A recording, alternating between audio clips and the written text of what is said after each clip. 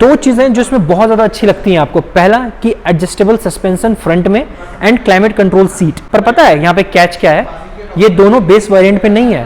35,000 रुपए में Apache RTR 310 को घर लेकर जाओ। ऐसे ऐसे फीचर्स बताने वाला हूँ जो आप सुन के बोलोगे ये भी है, फिर कुछ बोलूँगा आप बोलोगे ये भी है। Climate control seat, climate control seat ने इतनी ज़्यादा हाइप बना दी थी इस मोटरसाइकिल की जितनी ये खुद ना बना पाए। इस मोटरसाइकिल में इतने फीचर्स हैं ना जो बहुतों के कार में नहीं होते। जब सड़कों पे दो मोटरसाइकिल चलेगी RTR 310 और RR 310, तो आप हैरान मत होना अगर ये आगे निकल जाए तो।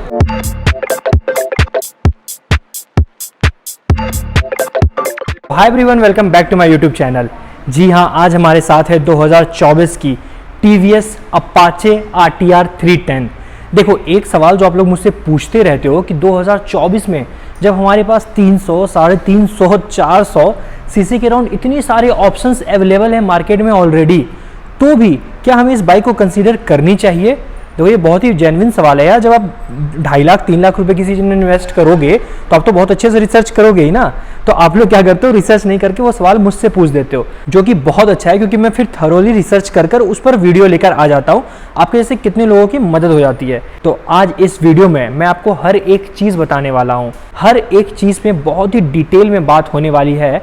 इनफैक्ट आप में से बहुत लोग ऐसे होंगे जिन्होंने ऑलरेडी मन बना रखा होगा कि मुझे ये मोटरसाइकिल लेनी ही है, तो उनके लिए क्या मिनिमम डाउन पेमेंट होगी, क्या मिनिमम EMI होगी, हर एक इंफॉर्मेशन इस वीडियो में आपको मिलने वाला है।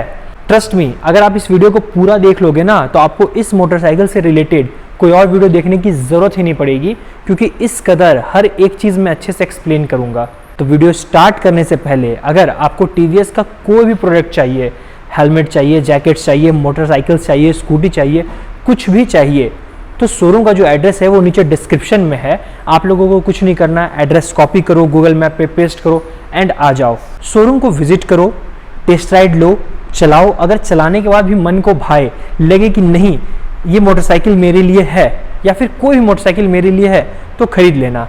तो चलिए अब बिना आप लोगों का टाइम वेस्ट किए वीडियो स्टार्ट करते हैं। तो वीडियो के स्टार्टिंग में ही मैं आप लोगों को इसका एक्स शोरूम प्राइस बता देता हूँ। देखो, ये ना बहुत सारे वेरिएंट्स में आती है, तो हर वेरिएंट्स की अलग अलग एक्स शोरूम प्राइस है। तो मैं आपको एक रेंज बता देता हूँ। जो रेंज है ये इसकी है 2,45,000 से लेके 2,65,000। जी हाँ, जो भी इसके वेरिएंट्स आते हैं वो इसी रेंज में फॉल करते हैं। तो ये है इसकी एक्स शोरूम प्राइस। चलिए अब ना इसके डिज़ाइंस पे थोड़ी लुक्स पे बात करते हैं। टू बी ऑनेस्ट यार, अगर आप इसको वीडियोज़ या फोटो से जज कर रहे हो तो आप बहुत गलत साबित होने वाले हो। ट्रस्ट में, आप इसकी कितनी वीडियोस, कितने रील्स, कितने शॉर्ट्स देख लो, पर जब आप इसको इन पर्सन देखोगे ना, ये आपको ज़्यादा खूबसूरत, ज़्यादा बेहतरीन लगेगी। मेरे साथ भी कुछ ऐसा ही हुआ। हालांकि मैंने तो इसको पहले भी राइड कर रखा है एंड आज भी मैं ये बात से एग्री करता हूँ कि जब ये लॉन्च हुई थी और जब इसकी फ़ोटोज़ वीडियोज़ आई थी, वो इसके साथ बिल्कुल भी जस्टिस नहीं कर पा रही थी। इन पर्सन ये काफ़ी बल्कि और काफ़ी खूबसूरत लगता है। एंड अगर मैं पर्टिकुलरली इसके लुक्स पे बात करूं तो आपको देख के लग रहा होगा ये एक नेकेड सेगमेंट की मोटरसाइकिल है। जी हाँ, ये नेकेड स्पोर्ट्स मोटरसाइकिल है। एंड टू बी ऑनेस्ट यार, मतलब मुझे ये इतनी अच्छी लगती है कि पूछो मत। इससे पहले अगर मैं किसी इंडियन ब्रांड की बात करूं तो मुझे NS 200 बहुत अच्छी लगती थी नेकेड स्पोर्ट्स सेगमेंट में। पर जब से ये मोटरसाइकिल आई है, मेरी बेंचमार्क ना यहाँ से यहाँ हो गई है।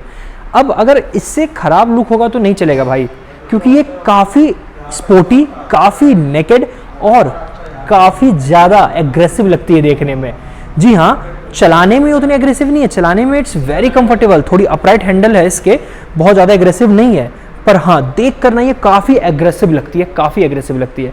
एंड टू बी ऑनेस्ट यार, जब आप एक स्पोर्ट्स सेगमेंट्स की बाइक ले रहे हो तो थोड़ा तो एग्रेसिवनेस चलता है यार। मतलब अब देख कर अगर इंसान को ये ना लगे कि वाओ क्या लुक है, तब तक क्या मज़ा है यार। तब तक 2.5 लाख 3 लाख रुपए खर्चे करने का क्या फ़ायदा है। तब तो कोई भी साधारण से मोटरसाइकिल ले लो। तो चलिए, ये तो हो गई इसके एक्स शोरूम प्राइस की बात, लुक्स की बात, डिज़ाइंस की बात। अब ना अच्छे से डिकोड करते हैं। चलिए फ्रंट से स्टार्ट करते हैं। अगर मैं बाइक की फ्रंट से बात करूं तो आप खुद देख सकते हो कितनी खूबसूरत, कितनी अपीलिंग लगती है देखने में। एंड अगर मैं इसके फीचर्स पे बात करूं तो हमें डायनेमिक हेडलैम्प देखने को मिल जाता है। अब ये डायनेमिक हेडलैम्प क्या है? डायनेमिक हेडलैम्प बेसिकली पता है क्या है? बेसिकली इतनी सी बात है कि जब आप इसको सड़कों पे लेकर निकलोगे तो जो आपके इंस्ट्रूमेंट क्लस्टर है उस पर जिस हिसाब से लाइट पड़ रही है उस हिसाब से आपकी थ्रो डिसाइड होगी। जी हाँ, अगर आप इसको रात में चला रहे हो विच मीन्स आपके TFT डिस्प्ले पर कम लाइट पड़ रही है, मतलब इन्वायरमेंट में लाइट की स्कार्सिटी है, तो जो आपकी थ्रो है वो और स्ट्रांग हो जाएगी। वेयर एज अगर आप इसको दिन में लेके निकल रहे हो and sufficient amount of light है, क्योंकि आपके TFT डिस्प्ले पर अच्छी खासी लाइट गिर रही है, जो थ्रो है वो थोड़ी कमजोर हो जाएगी। क्यों? क्योंकि ऑलरेडी इन्वायरमेंट में इतनी ज़्यादा लाइट है, आपको आराम से चीज़ें विजिबल हो रही हैं, तो एक्स्ट्रा बैटरी खर्च करने की कोई ज़रूरत ही नहीं है। जी हाँ, बहुत सारे फीचर्स हैं। मैं यूं ही नहीं कहता हूँ कि इस मोटरसाइकिल में इतने फीचर्स हैं ना जो बहुतों के कार में नहीं होते। जी हाँ, मतलब एक फीचर से लेस मोटरसाइकिल है ये तो कुछ भी नहीं है। अभी आगे आगे मैं आपको ऐसे ऐसे फीचर्स बताने वाला हूँ जो आप सुन के बोलोगे ये भी है, फिर कुछ बोलूँगा आप बोलोगे ये भी है। जी हाँ, इतनी ज़्यादा फीचर्स हैं इस मोटरसाइकिल में। हमें LED DRLs देखने को मिल जाते हैं, LED इंडिकेटर्स देखने को मिल जाते हैं। फिलहाल मैंने इसमें हैजार्ड जला रखा है ताकि वीडियो में भी अच्छी लगे एंड इसमें हैजार्ड मिलती है ये भी आप लोगों को पता चल सके। अगर मैं हेडलैम्प से थोड़ा सा नीचे आऊँ तो आप लोगों को यहाँ 41 mm का गोल्डन प्रीमियम UHD फॉग देखने को मिल जाता है, जो कि एडजस्टेबल है। पर हाँ, बेस वेरिएंट्स में नहीं, इसकी एक किट आती है जो मैं वीडियो में आपको आगे बताऊंगा, उसके साथ आपको ये आगे का भी सस्पेंशन एडजस्टेबल देखने को मिलने वाला है। नाउ अगर मैं इसके ब्रेक की बात करूं तो 300 mm का हमें डुअल चैनल ABS देखने को मिल जाता है। ट्रस्ट में इसकी ब्रेक्स काफ़ी ज़्यादा खूबसूरत है।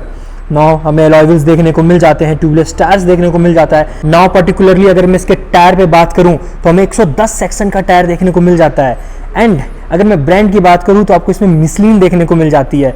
ये तो हो गई टायर की बात। नाउ अब इतना इसके कूलेंट और रेडिएटर ग्रिल पे बात करते हैं। जैसा आपकी कार्स में होते हैं ना कि आपने ये ढक्कन खोला, कूलेंट डाला, जी हाँ वही फीचर आपको यहाँ देखने को मिलता है। एंड पता है इस बाइक ने मुझे और भी क्यों इम्प्रेस किया है, क्योंकि इसमें बहुत से ऐसे फीचर्स हैं जो बड़ी गाड़ियों में देखने को मिलते हैं, सुपर बाइक्स में देखने को मिलते हैं।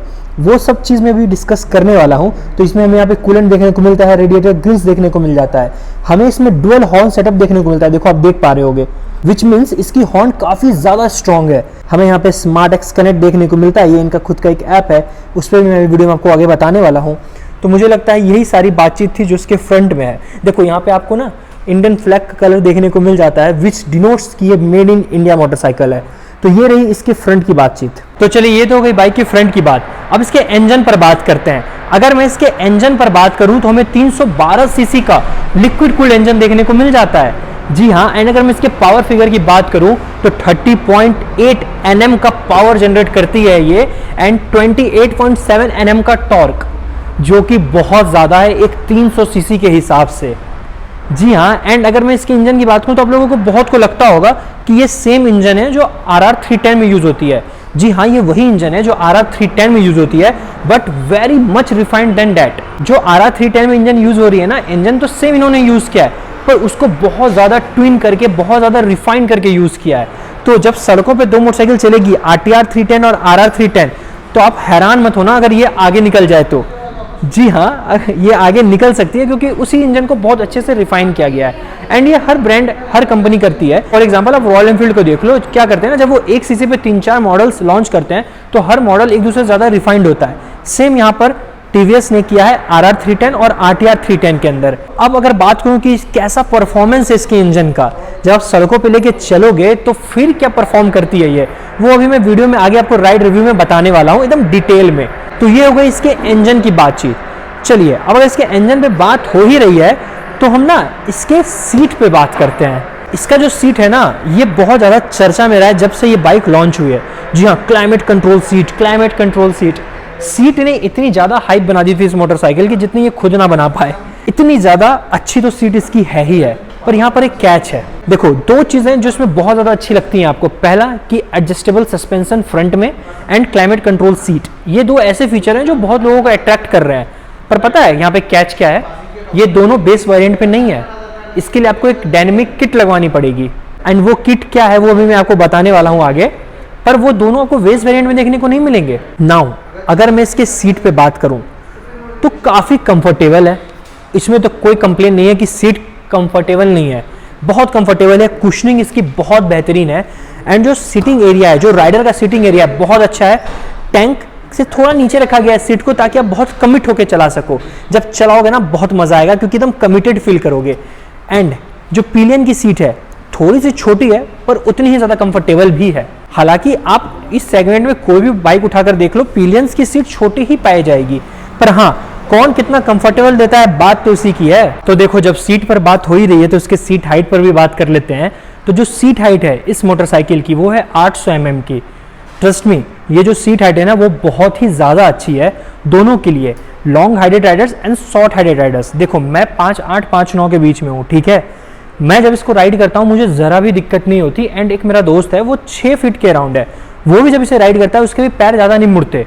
तो ये बहुत ही परफेक्ट सीट हाइट होती है। एंड अगर मैं इसकी ग्राउंड क्लियरेंस की बात करूँ तो 183 mm का हमें ग्राउंड क्लियरेंस देखने को मिल जाता है, जो इंडियन सड़कों के हिसाब से बहुत बेहतरीन है।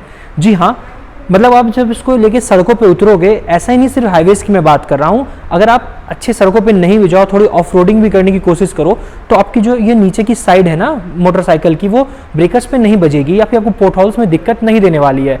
बहुत अच्छी ग्राउंड क्लियरेंस, बहुत अच्छी सीट हाइट कॉम्बिनेशन आपको इसमें देखने को मिल जाती है। नाउ वहीं अगर मैं इसके वेट की बात करूँ तो 168 kgs का हमें इसमें वेट देखने को मिलता है। नाउ आप इस कॉम्बिनेशन को समझिए कि 800 mm की सीट हाइट, 183 mm की ground clearance and 168 kgs weight, कितनी बेहतरीन है। मतलब लाइटर भी है मोटरसाइकिल, सीट हाइट भी अच्छी है, ग्राउंड क्लियरेंस भी अच्छी है, विच मीन्स जब आप इसको सड़कों पे लेकर निकलोगे ना, आपको जरा भी दिक्कत नहीं होने वाली है।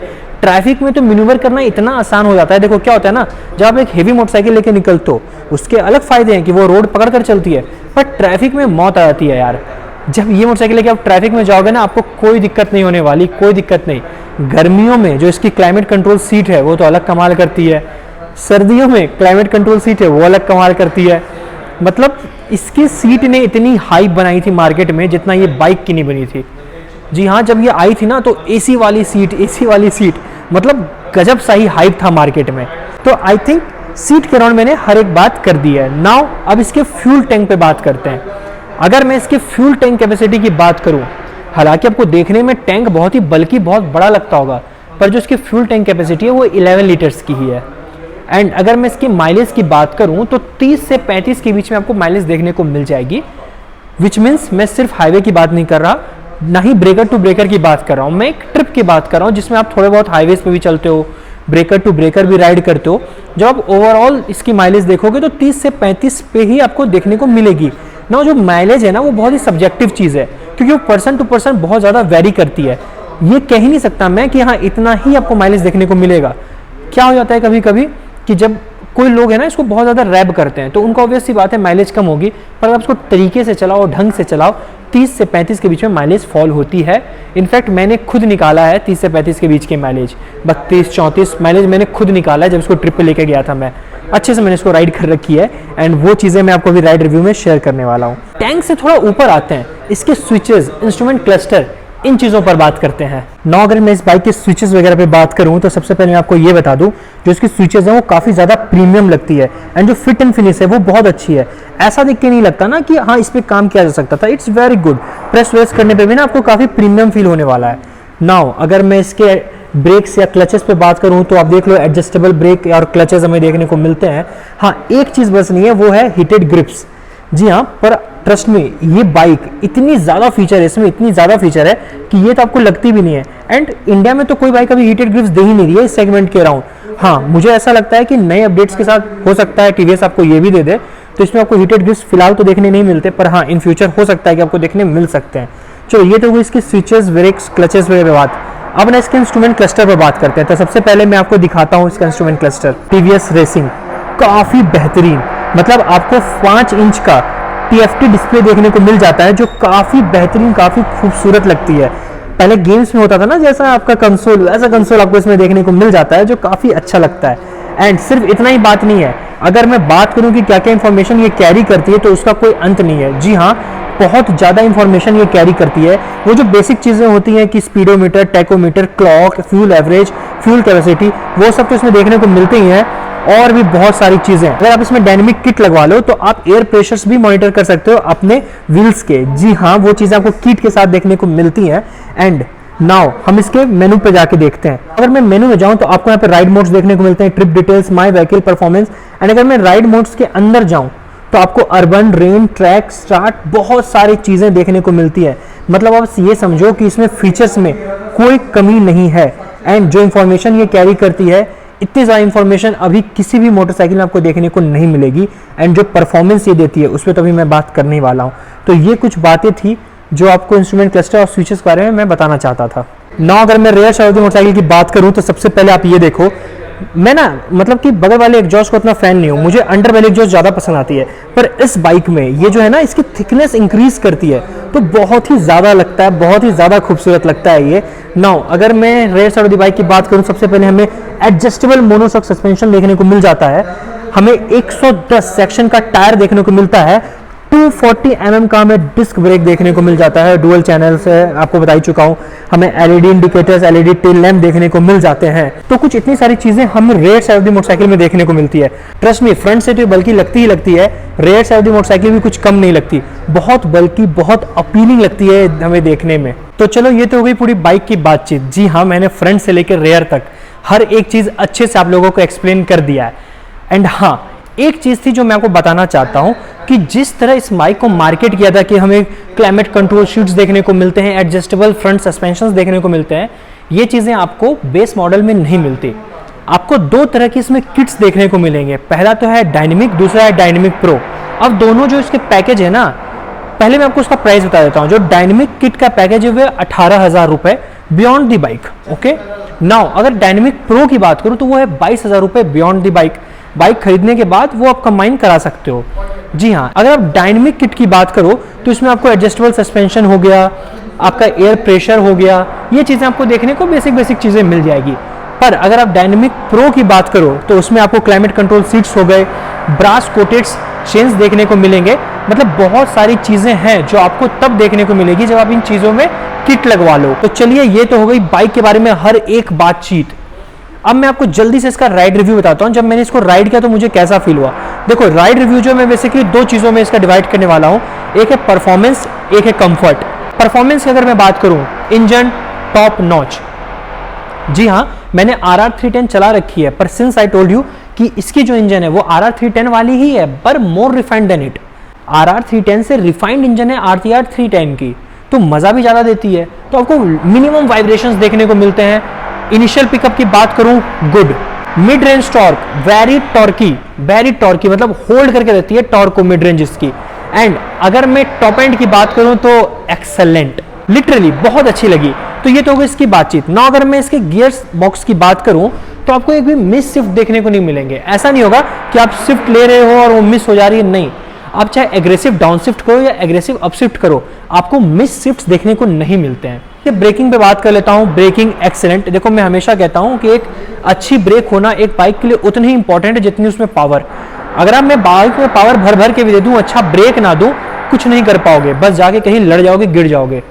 तो जितना पावर है उससे बेहतरीन ब्रेक बहुत जरूरी है। एंड ट्रस्ट मी, इसकी ब्रेक आपको निराश नहीं करती जब आप सड़कों पे लेके चलोगे। तो अब मैं इसके कंफर्ट पर आता हूँ।